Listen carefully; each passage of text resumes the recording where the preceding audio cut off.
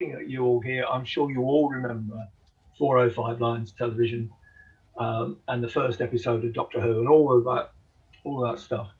So the thing that got me involved in 6 Meters was actually DX television, because I discovered that at that time you could pick up TV pictures from around Europe in the summer, sometimes very strong TV pictures, and the sound, if you have the right kind of set. And that was really interesting to me. So I sort of started looking into this particular band. And when the opportunity came to get a permit to become on the band, I jumped at it, although I had to build a transverser first, because you couldn't buy radios with 6 meters on it. Young people today don't know they're born. They can buy a radio with 6 meters on it. It's so easy. So those of you who've got a radio that covers 6 meters, but have never been on it, you're the ones I really want to talk to. I said how to work DX on 50 megahertz. I mean, DX is a relative term, isn't it? One man's DX is another man's next door. But I'm talking about around Europe and around the world. Obviously, people do use 6 meters for rag tuning. They do use it for FM and mobile. But what makes it different is the way that your signal gets from where you are or to where the other guy is, and vice versa. And that's how it's different from HF, because it is a VHF band. It's also an HF band. According to the definition of the term, it's a VHF band, but actually it has a lot of the characteristics from time to time of an HF band. So now I just have to make sure I know how I'm going to drive this, get my laser pointer. That's a start. And hopefully there. Right. So if you're one of those who's got a radio that covers 6 meters and don't use it on 6 meters, these are the sorts of things that you probably think. There's no DX except at sunspot maximum. Not true. Whenever I check the band, there's nothing there. Well, that might be true. Because if you just sort of pop in for 5 minutes every week, chances are you're not going to hear much, if anything. The fact that if you say there's no activity, there are times when you could not possibly believe that there was no activity, because there's a huge amount. But at other times it's dead quiet. And that's why it's called the magic band, by the way. It's because you can be listening to white noise for a long time, and then suddenly out it pops. You have to look for it. You have to search. I think that music's probably fairly quiet. When I did this for the RSGB, they said, "Oh no, it's far too loud. It's far too loud. Turn it down." But you can probably hardly hear that. But that's the theme to the original Mission Impossible.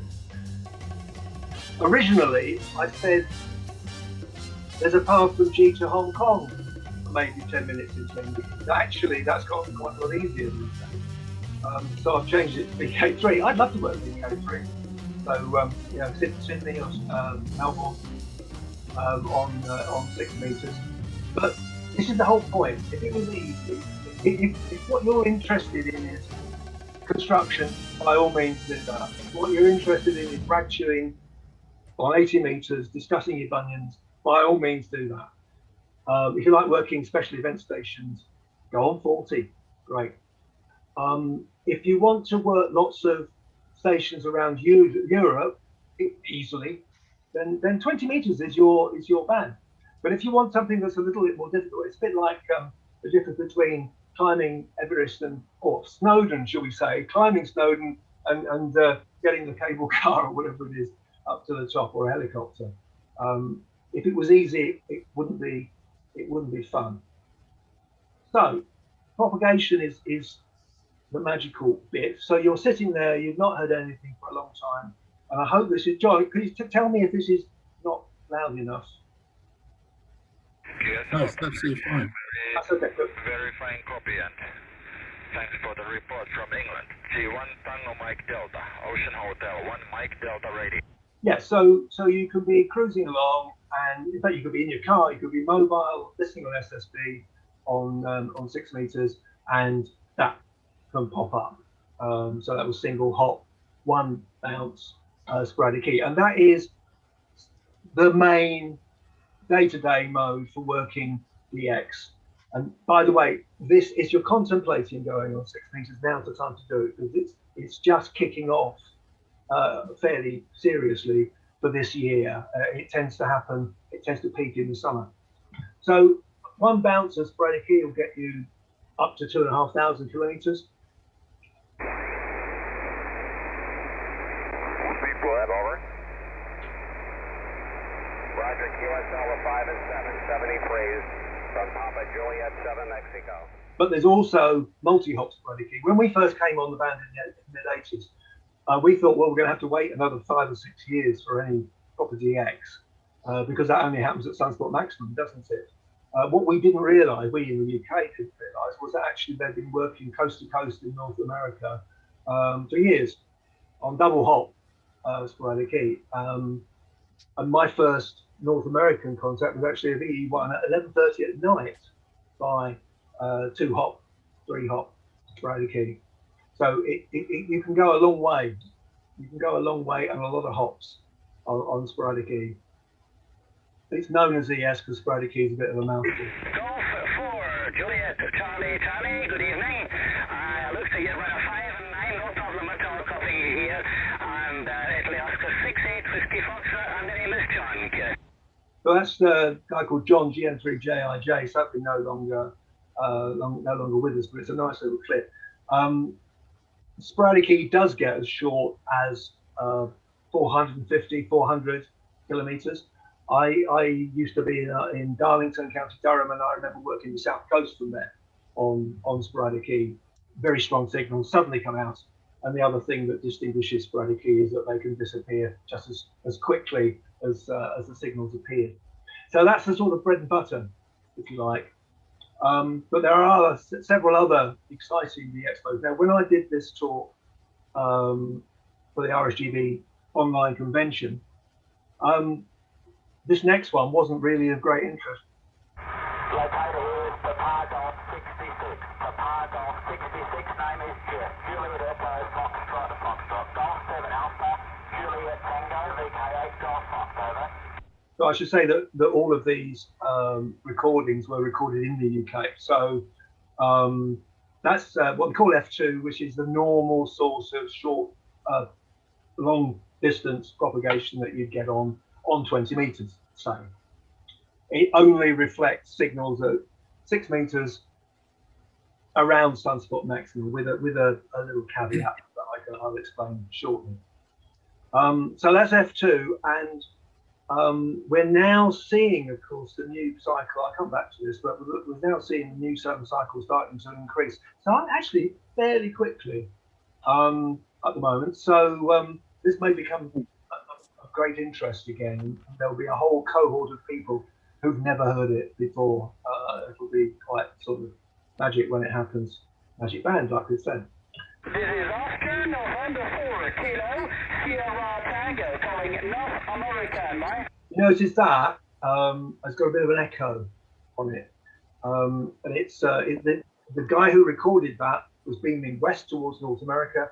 The ON station, ON4KST, was also beaming towards North America. And that is bounced off the sporadic E, probably down to the sea, scattered back off the sea and back in the same direction. Backscatter signals can be really quite strong. And you notice also that F2 one had a bit of an echo on it. Well, the characteristics of the propagation modes are different. Another interesting one, because there was one last week.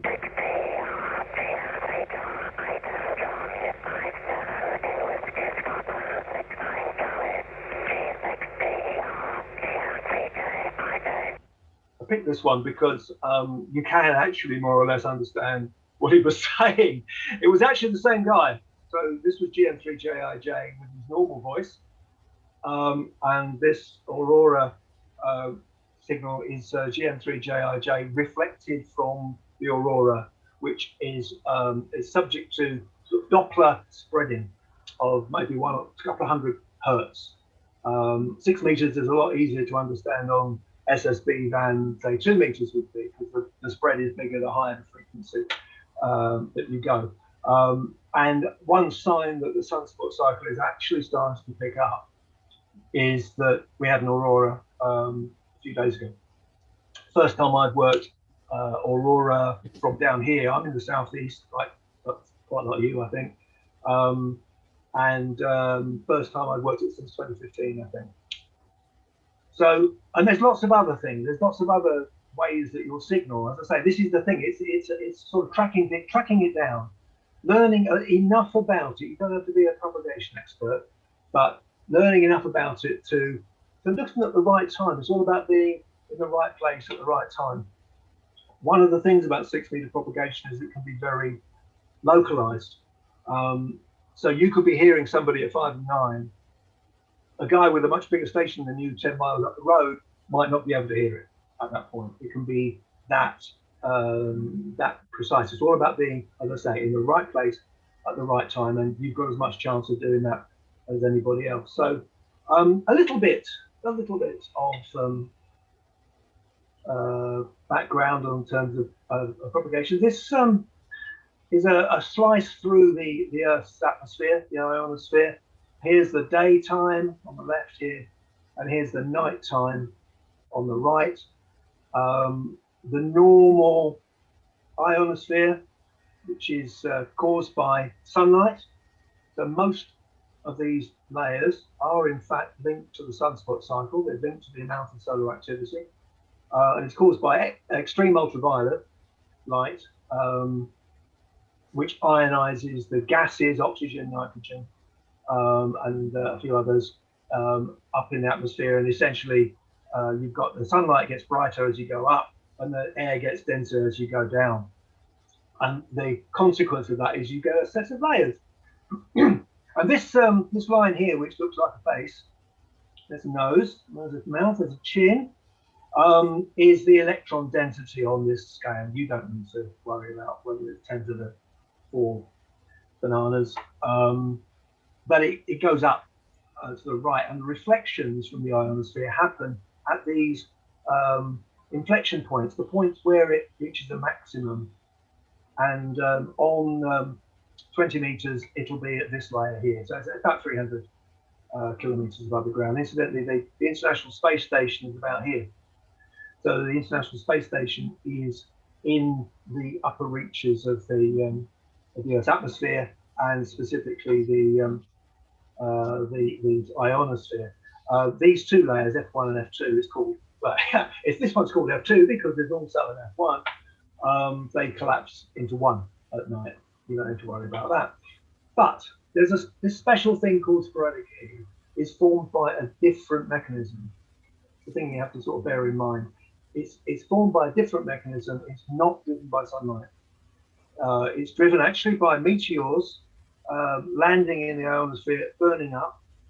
That creates metal ions, magnesium ion, and they have a much longer lifetime than a gaseous ion.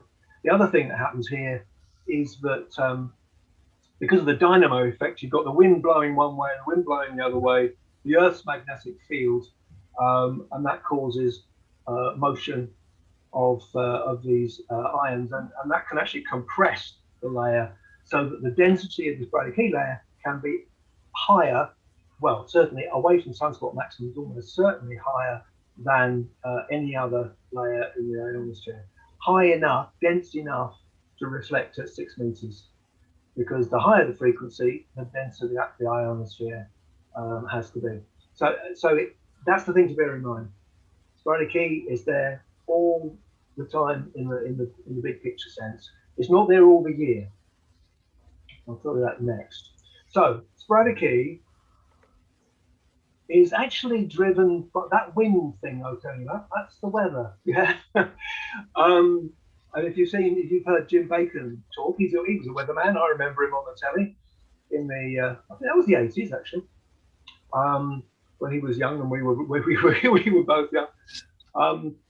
And he's making a special effort to understand how, if you like, the weather phenomena actually can affect and cause waves, which cause this wind shear, they call it, where the wind is going up either at different speeds at the same direction or at different directions, that causes this compression and creates this sporadic heat. And there's also a thing called a tide, atmospheric tide every day. So sporadic heat peaks in the northern hemisphere in between May and August every year, actually, and the opposite in the southern hemisphere.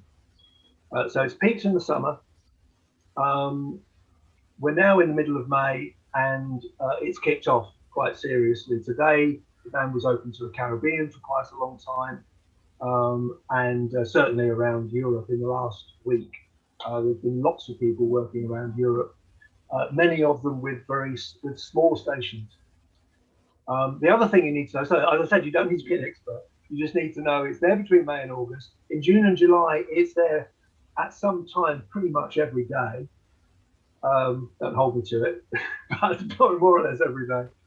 And it peaks mid-morning and early evening. So it sort of suits if you're retired or you come home from work in the evening.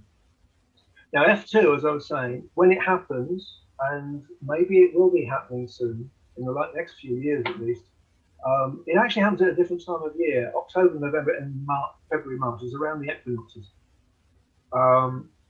And because it's F2, a single bounce, because the F2 layer is higher, a single bounce takes you further.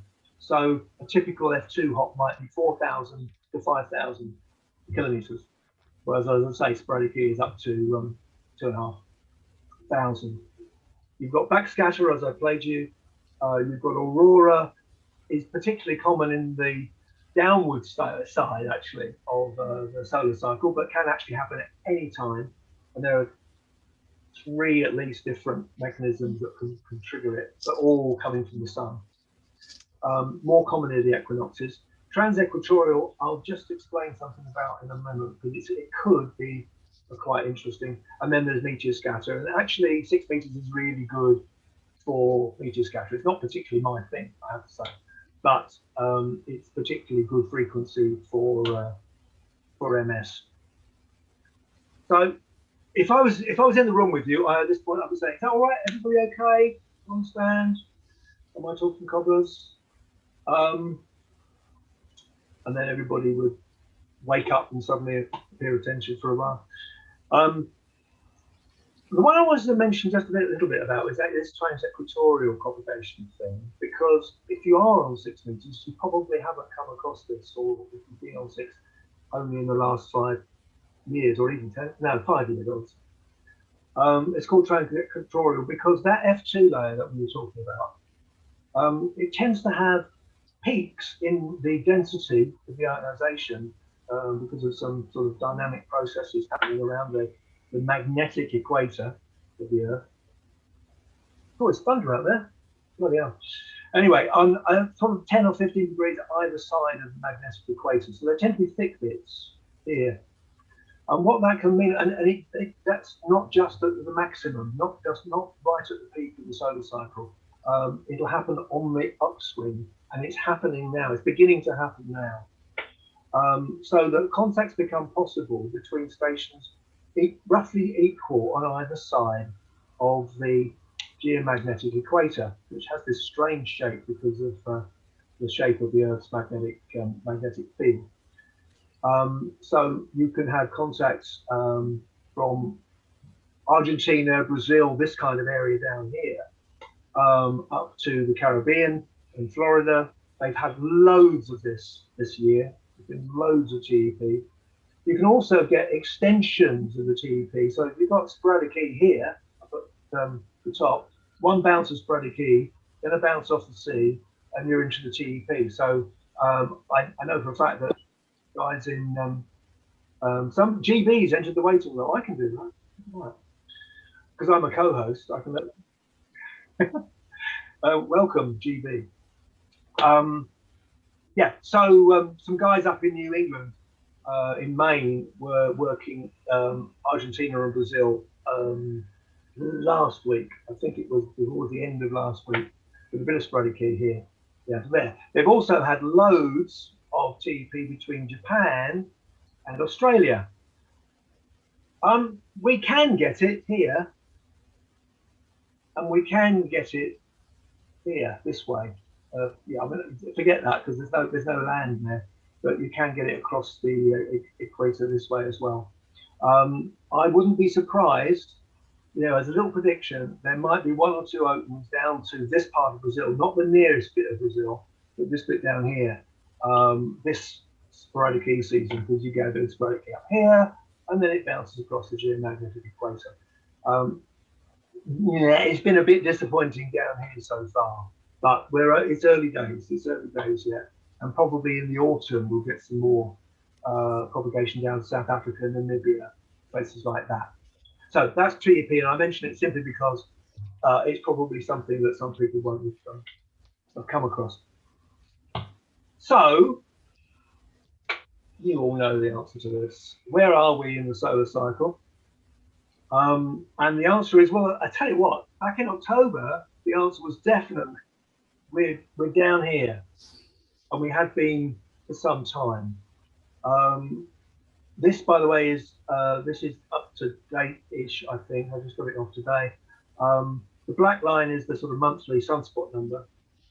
The purple line is, at least it's purple on here, on my screen, is 12-month average. And if I plotted the daily numbers, they'd be zigging around all over the place. And it's a bit like if you're trying to lose weight, measure your weight every day, you'll find it goes up and down by pounds and pounds, up and down all the time.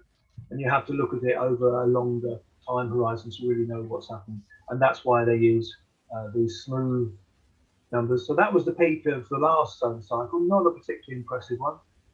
And my rule of thumb is that east-west direct, you know, you can work North America on F2 when the sunspot number in the new definition of the sunspot number, they changed it just recently, or a few years ago now, is about here, above about 130, 140.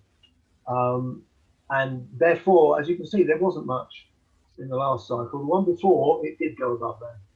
But in the last cycle it didn't. Now the consensus forecast for the coming cycle is this red line, and this Space Weather Prediction Center. There is one guy in the US who is a Scotsman in the US who has been exciting radio amateurs by saying that through the prediction method that he used, this could be the biggest cycle ever, or it could rival the biggest cycle. Perhaps something should be winding my tower down, actually. Thunderstorm out there. Now, what's actually happening is that the sunspots are increasing somewhat more quickly than the consensus forecast, this line indicates. So that's actually quite promising.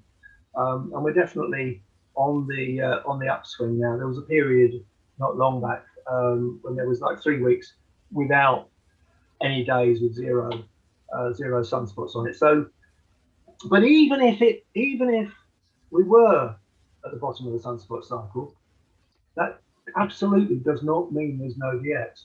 Now this is from last year. It's slightly too early to do the equivalent plot in 2021, but this is 1 day's DX contacts plotted from the DX cluster, which you're probably familiar with.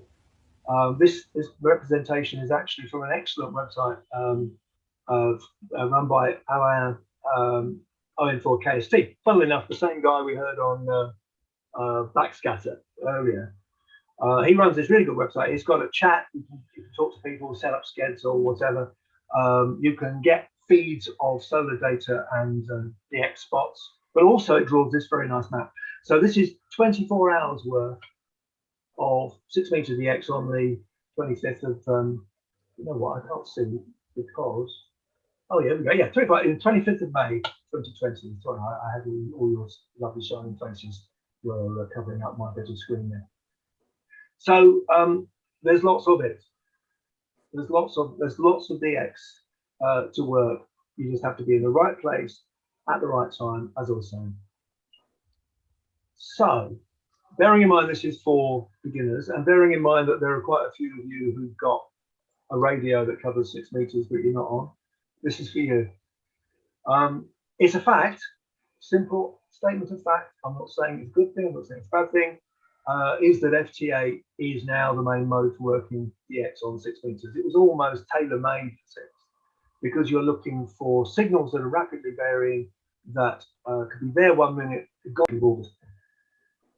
CW is better because it works. It doesn't, it's not a value judgment. FTA is better than either of them if you like it from the point of view of working more contacts. There is FM activity. I used to work a lot of mobile actually, and but it's 6 is just like any other VHF band in many respects. In fact, Tropo was discovered on 6 meters, or around 50 megahertz anyway. The range is slightly longer, but digital TV might be fun. I know that the ATC are working on that. In fact, one of our 6 Metre Group committee, Clive Davis, G4IFX, is a TV guy, so I'm hoping that he's going to be doing some interesting stuff, which I might be interested in. So sending high resolution television pictures around Europe might be fun. There's a particular section on our website, the address there, uksmg.org. You can just find it from the drop-down menus, but that's the full address, and that's specifically for beginners, just to get people get people started. So, what do you need? People often ask me that, my answer is usually, what have you got? Because you can certainly work around Europe. You might be lucky and work the odd contact into North America and the Far East with relatively low power, 25 watts, a vertical or a dipole. There are, on that ON4 KST website I was talking about, there are 3 or 4 people who are regularly on there who have things like a dipole in a tree, who have a vertical, and there's one who's got a beam, but it's in the loft and they can't rotate it.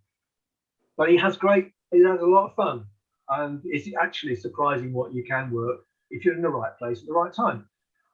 Obviously, though, I would be telling fibs if I didn't say it's better to have a beam. It's better to have it above the roof of your house if you can. But remember, a beam on 6 meters is a whole lot smaller than a beam on even 10 meters, which is virtually twice as big, let alone on 20 meters. So you might not be able to countenance a lovely stepper or a tri-band beam or something like that on your house, but actually a smallish beam for 6 meters is tolerable. It's not going to overhang your neighbour's garden if you're lucky. And 100 watts, 4 or 5 element beam, you'll work plenty. You'll certainly be able to work things like a Meteor Scatter, no problem at all. Definitely when the spreader key's going, and as I say, it peaks in the summer, but actually there is even a minor peak in January, sometimes in October as well. So you can keep the interest going the whole year if you choose, or you can just come on in the summer and give it a bit of a go. And obviously, bigger the station. I mean, I've got what would be called a high performance station, but there are several people who've got much bigger stations than I have, and I can't keep up with them. But you sort of compete with yourself in this sort of thing. So whatever you've got, the answer is, and if you ask me, can I work 6 meters? The answer is yes. There's one reason though, where if you can put a beam up, it's well advised to do so. One particular reason, and that is that 6 meters can be quite noisy, particularly in urban areas. And of course, the great thing about a beam is that if you turn away from the noise source, you can reduce the amount of noise you've got. Also, noise tends to be vertically polarized, often is anyway. So a horizontal beam, even if it's only small, will give you some advantage. HP9CVs work nicely, for instance, or ZL specials they used to have in the old days. Yeah. Okay, slight different emphasis here, just a sort of an illustration, just to whet your appetite of what is possible on 6 meters. This is from last year. I haven't heard anything like this yet, but you never know. The path between here and Japan goes very close to, it goes way up into the Arctic, you know, above 70 degrees latitude or higher, which is generally regarded as sort of where sporadic G of a traditional kind peters out. But it's actually quite frequent that you can work sporadic E, multi-hot sporadic E direct from the UK to Japan. Whereas during the last previous solar maxima, the only way you could actually work Japan from the UK on F2 was actually to beam at you and the Japanese guys would beam at the Indian Ocean, and there would be some kind of side scattering of the signals down there. So they were very weak and very fluttery, quite distorted, difficult to work apart from on CW. But we discovered, in fact, this was first written up by a Japanese guy in 6 News, our journal, which is, of course, nowadays edited by the esteemed John Rivers G4GCQ, who you all know and love, was sort of published first in that, this idea of short path summer solstice propagation. And it happens sort of generally, although last year it started in May, generally around the summer solstice, which is like 20th of January, June, 20th of June. And the other thing this is illustrating is actually digital modes, FT8 in this case. And this is one of the packages that you can run FT8 on. This one's called JTDX. It happens to be the one that I use. And this was an extremely unusual opening. But let me tell you that on the left-hand window, I'll get my pointer again, this window here, though that's all the signals that are being received in one 15-second period. And I've sad enough to count them. There are 45 Japanese stations. Every single one of them is Japanese. And you can see they're actually working G stations, pretty much. There's one LA, there's an OH and LA, because our first hop towards Japan is actually Scandinavia. So it's quite common to be receiving LA, SM, OH at the same time as JAs. And then this window over here is the stations calling me and that I'm working with. Yellow is my transmissions, and these ones are people calling me on this particular occasion. And this is a waterfall display across the 3,000 hertz of the primary FT8 channel on 6 meters. And every one of these little stripes, which I hope you can see, is a separate signal. So I tell you, you may or may not be someone who likes FT8, and it's certainly not the same as working something on CW or SSB. It's a different experience, but I tell you what, it's bloody exciting when this kind of thing happens, or when anything happens that is out of the ordinary. This was actually at 11:30 at night. Very unusual indeed, but it was fabulous when it was happening. And that, while we're talking digital, just to give you a flavour of something else, this is Meteor Scatter, which I don't do much, to be honest. Not really my thing. Using a different mode, not FT8, but one called MSK144. And on this display, these are the incoming and outgoing signals. This was recorded by a chap in the Czech Republic, OK1DIG. This thing up here is a time lapse. So these are seconds, 1, 2, 3, 4, 5, up to 15 seconds, with the signal strength of the signal displayed as a graph. And here's where there was a meteor reflection. So that is my signal as received by OK1DIG, and it went whoop. And this mode is specifically designed for Meteor Scatter, and it was able to actually, well, you can see here, it actually passed this message, which is the final message of the QSO, 4 times in that, what is it, just under 2 seconds. So that's the Meteor Scatter thing, and plenty of people with certainly middle-sized and some very small stations partake of this. And you can work loads on QRP. Robin, M1DUD, made a habit of it. He made he dedicated a lot of effort to it. That was his thing. QRP was his thing. And these are his best contacts, and this is the number of countries he worked using QRP. So his top power was 2.5 watts. You can see he worked Puerto Rico with that. His best sort of kilometers per watt would definitely have been this down here with 1/4 of a watt, 250 milliwatts. He worked TR8CA, who was being worked in Europe today actually on FT8, but this was pre-FT8, I should say. This was probably mainly CW, to be honest, I don't know, but it certainly wasn't digital. It depends what challenge you set yourself. Those were his results, and there's one of his there's his QSL card, which he was mighty proud of, as you might expect.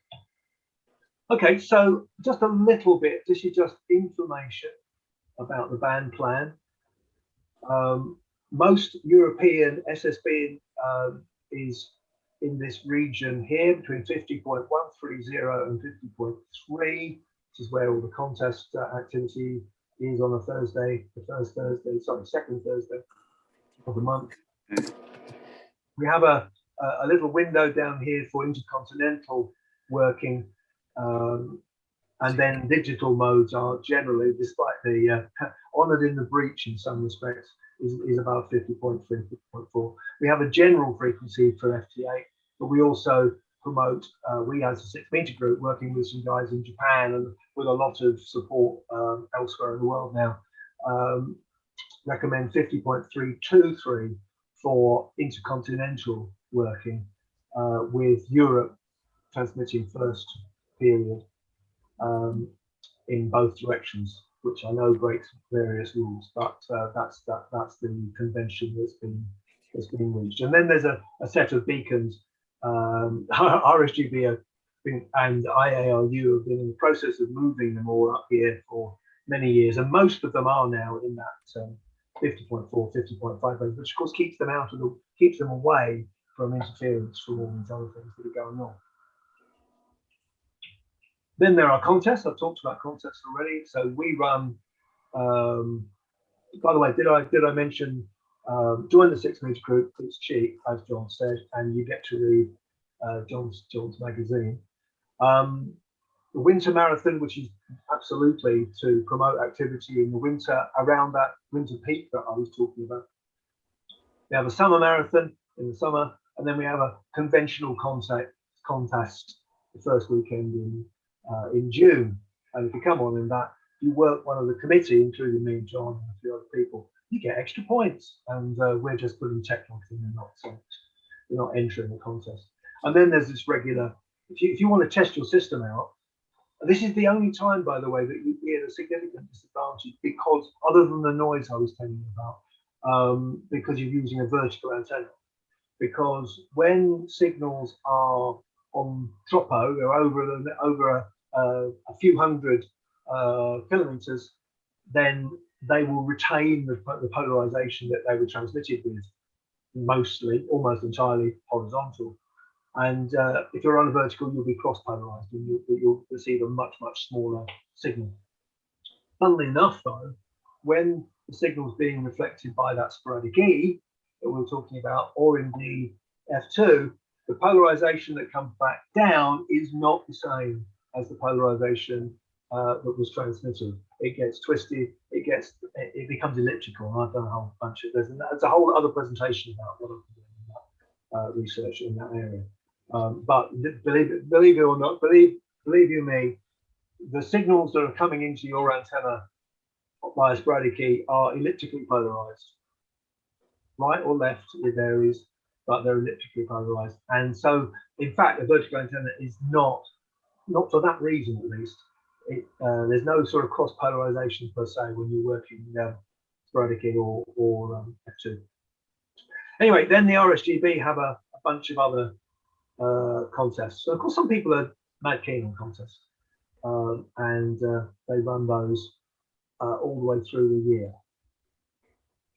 So, how to be successful? Like I said before, it's about, you don't have to have a big station, but you do need to be persistent. Turning it off 5 minutes and then saying there's nothing there is not going to work for you. Sorry. If that's what your personal circumstances restrict you to, then by all means do something different. You have to monitor the band. One of the reasons FT8 is so successful on SIG is that you can monitor the band without sitting at the radio for 8 hours a day. You can monitor the band and keep an eye on things using all the tools that are available to us in terms of DX clusters and stuff like that, and see what's going on and pay attention to it when we miss far fewer opening free stays than ever used to be the case. But it's still worth learning how to recognize the propagation. If a signal suddenly appears, it's loud, it goes weak, it goes up and down rapidly, it's almost certainly sporadic key. If and when F2 starts happening, you'll probably find that it's relatively weaker, it's relatively fluttery, but it will vary quite a lot more slowly. And Tropo likewise has certain sort of characteristics that you learn. You don't have to be an expert, but you do after a while learn how to recognize them, because it's always best to get there first. It's always best to be the first one to be calling the DX station, not the 21st one, i.e. after it's already been posted on the DX cluster or on other news services and everybody's piled in. Always best to find it yourself. So worth just putting a bit of time on that. Pilot technique is pretty much the same as on the HF band. And don't imagine for a moment, if you're not an FT8 user, that it's just a case of, oh, it's just a computer. They switch the computer on. No. You have to decide when to call. You have to decide where to call. You have to decide where to point your antenna. You have to listen. You have to monitor. You have to use that waterfall that I showed you at the bottom of the FT8 display, because you need to find, I mean, this happened to me today. I found a spot. We usually work split offset within that 3 kilohertz. In other words, he was on about 2000 hertz and I was on 2500. I was calling, nothing happened, didn't get through. So I stopped, monitored, and I could see there's another station on the same offset as me. So probably neither of us was readable. So you sort of watch it and see, and then find where there are the less occupied parts of the band and stick yourself there, and eventually you will get through. Part 2, please be a good citizen, and just as in the old days, shall I admit that since I'm looking at the screen, I might as well. I love that doorbell. But not only is it good to everybody else not to overdrive your SSB transceiver, not to generate key clicks all over the band, and not to generate all sorts of nasty on FT8, which is very easy to do. But also it means you're more likely to be successful anyway, because your signal is going to get through more easily if it's cleaner.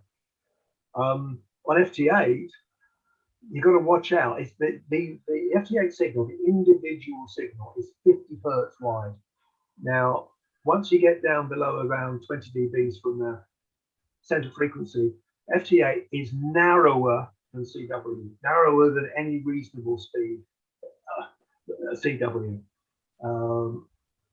Therefore, imperfections really do show up, because there can be 2 signals and they are literally 50. There might be a few hertz gap between the system, the software allows you to generate a really clean signal. But if you've got overdrive, if you're driving the audio too hard, so you generate harmonics, that you generate sidebands on your FT8 signal by injecting hum, maybe, or your PA stage, the power line is going up and down a little bit. So you see stations with 100 hertz either side, exactly 100 hertz sidebands, several of them sometimes. That's a bit of a scourge when you're using a weak signal mode, which is what FT8 is, and people are sort of spreading all over it, which and probably don't even know. They probably don't even know. The next thing you want to do is to match your transmit. I said before that Europe generally transmits first, both towards North America and towards Japan. But you know, see what people are doing. Line yourself up with them, because that way you'll cause less interference, and between them you'll hear more stuff. And work split offset on FT8. So getting to the end here, some useful resources. I've talked about IN4KST already. That's really good. We also have on our website the DX desktop, which has got feeds of cluster spots, actually the chat from IN4KST, and a map which draws the DX spots from the cluster that you can actually hover over one end or the other, and you can actually see the call signs of the stations involved. There are others, DX maps for Digimodes. PSK Reporter is extremely good. Very useful, particularly for if you're calling CQ, you can tell it to just report stations that are hearing you, and you can see your own signal. You can see where your signal is reaching, even if nobody is calling you at that moment. I would say, wouldn't I, UK SMG. I used to be the editor, then I was the secretary, and now I'm the chairman.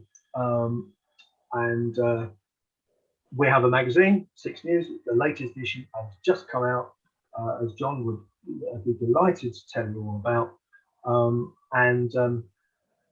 We try and promote enjoyment.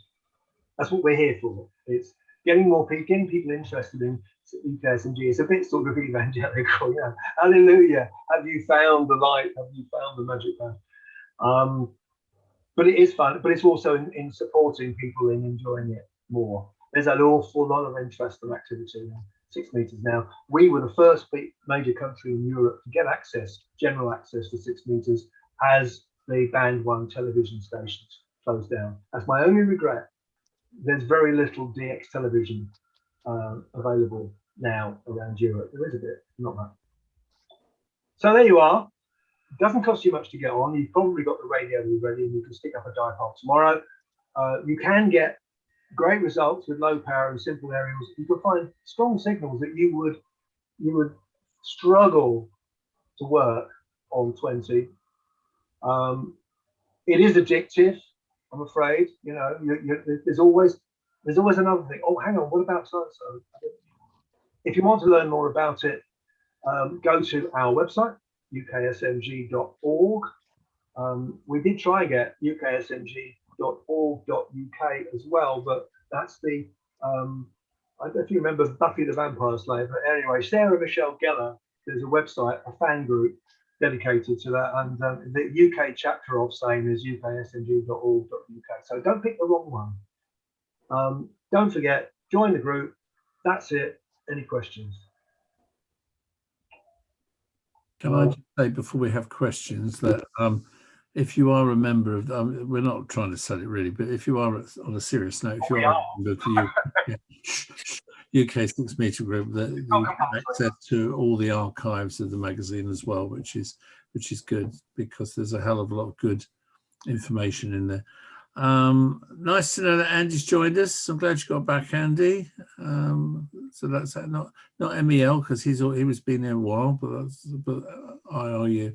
So I'm glad you got back. Any questions, guys? Nigel. Quick question for you. I've got a dipole. That's all I can manage to wangle around here. Vertically polarized. Right. On the 6 metre, I do use it on FT8. I find that's the preferred mode. Wattage wise, I know you're saying you can go right down low. What's a good average? Well, I suppose the average station is running 100 watts probably. I mean, some people would say that FT8 is the low power mode. The reality is it's a weak signal mode, and that's what Joe Taylor would say. And of course, even if you've got your 400 watts or whatever, and you're trying to work the Far East, it's bloody weak. Even with a lot of power, it's weak. But a lot of the stations on there will have 100 watts, but don't be afraid if you've got 10. I mean, on my license, I'm 50, so I'm running between 25 and 40, and I seem to do all right. I seem to get out fine on that. Good. Well, there you are. That's living proof. Where is your dipole then? Literally on the side of the house, just and the top part of it's sticking right above the roof. Right. So we're on the crest. Yeah. Last quick question: what does it cost to join? If you want the digital magazine, i.e., just as a PDF, it's 10 quid a year. That's cheap. Yeah, but we also have a paper version, and that's 15 because it costs money to print and to post. Cool. There are more and more people having the PDF version now than the paper version. So. But there's still actually a minority, interestingly. Yeah, we only print 450 copies a throw. I know that's a fact because that's how much I asked to be printed. So that's how many, 450. Any more for any more? Can I ask those of you who've watched Chris's excellent presentation, has that spurred any of you into actually trying 6 meters? That's the question, Robin. Well, it could be. Yeah, you see, there. Well, if we had to mark Chris out of 10, Robin. Yeah, I was involved back in the 80s when we had to apply for NOV, and I think it lasted for a year or something like that.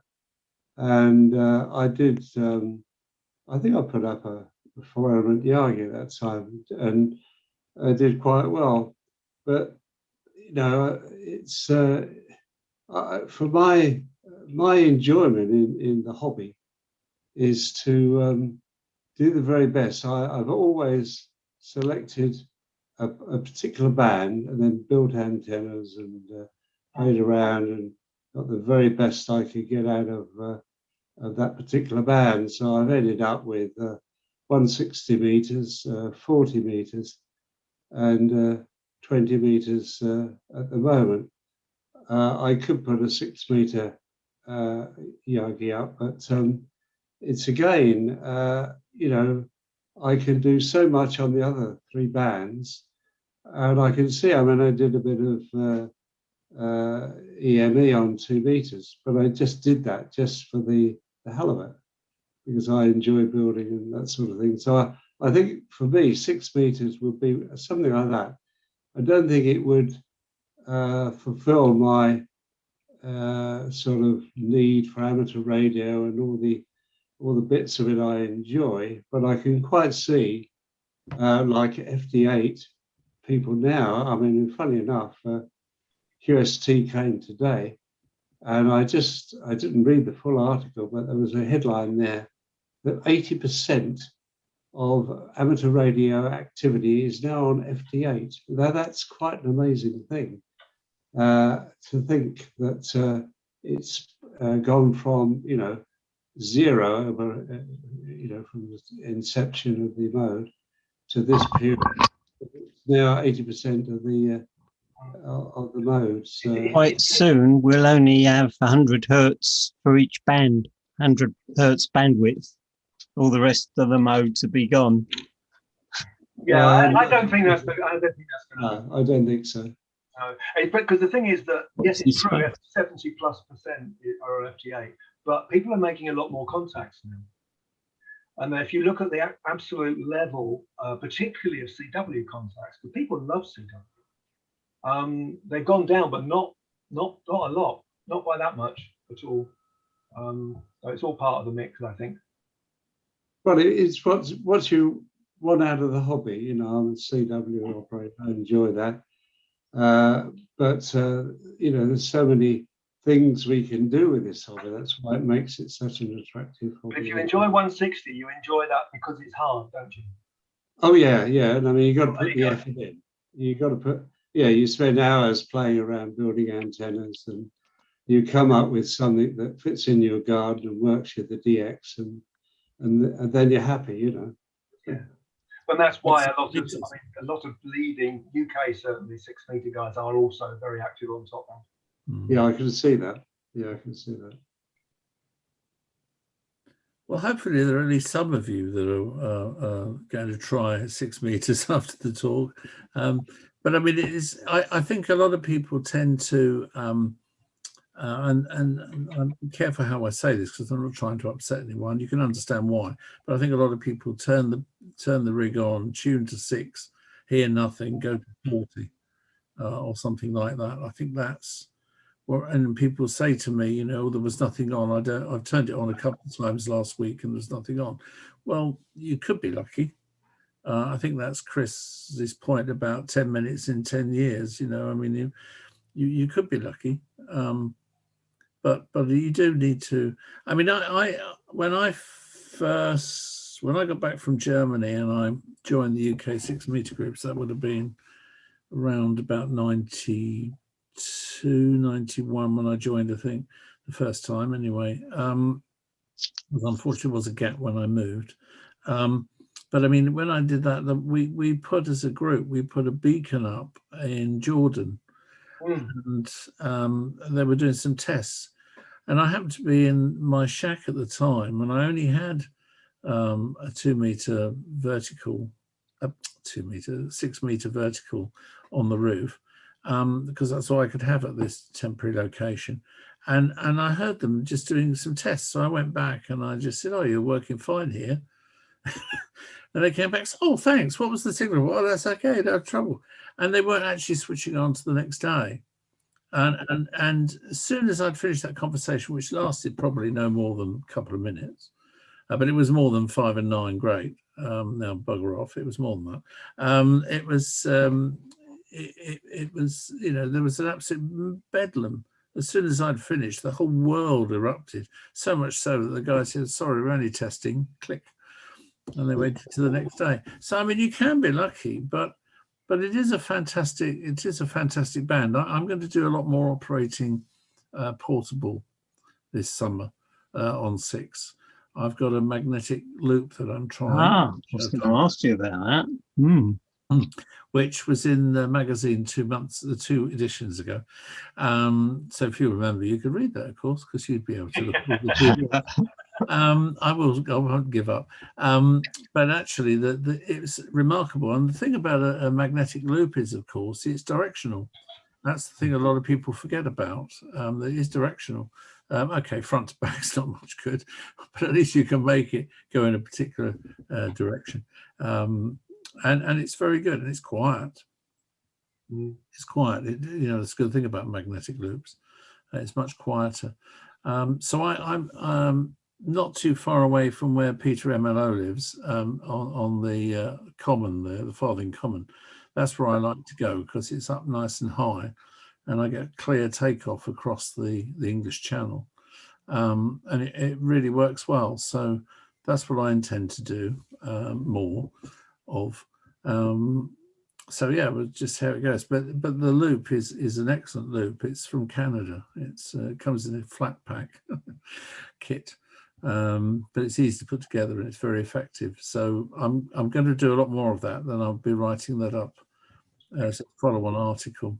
So any other questions? You'd have to shout because I can't see everyone. I think I might be able to see everyone actually. Yes. Okay. No other questions. No. Okay. Well, Chris, you know, you obviously 16 Thank of them. you, Nigel. Just seen it. Yes. about that. Brilliant. So Excellent.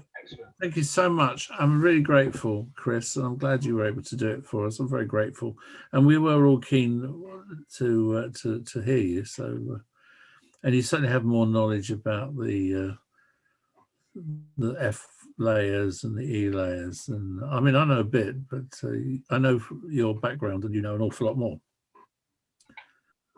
Yeah. I can tell you, the excitement of finding this stuff is great, and whether it's your first Italian with your extremely crappy antenna on the right day at the right time, or whether it's something completely new, it's really exciting stuff. So there you are. And if you're going to do it now. There's my message. Absolutely. Thanks, Chris. Thanks very much. And I'll be in touch, as they say. Yeah. You guys carrying on? Yeah. You're welcome to stay. Don't feel we're not throwing. Let's see what you get up to then. Let's see. I'm just saying thank you for the talk. Yeah, thank you very much. Very interesting. Yeah. Good. Thank you. Thank you. Thank you. Okay. I've just had a quick look on the old cluster, and on